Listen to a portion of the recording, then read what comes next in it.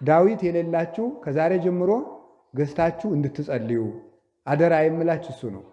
ጥያቄ ሲበዛባችሁ ዳዊቱን ሳታቋርጡ እንኳን 40 ቀን ብትጸልዩት ጥያቄያችሁ ይበርድላችኋል። ጠላት ሲበዛባችሁ አድማ ከመፍጠር ዳዊት ድገሙ፣ ልብ ይሰጠዋል ማለት ነው።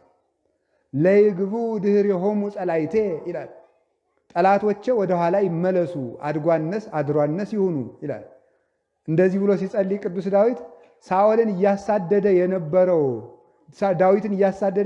ዳዊት መንገድ አሳስቶ ከዳዊት ሊደርስበት ጥቂት ነበር የቀረው። እንደገና ዳዊት በዚህኛው ሲሄድ ሳኦል ደግሞ በዚህኛው ሂዶ ሳያገኘው መንገድ ጠፍቶት ተመልሶ ለይግብኡ ድኅሬሆሙ አይ መንገድ አሳስተናል ብሎ ወደ ነበረበት ሲመለስ ዳዊት ከሞት አመለጠ ይላል።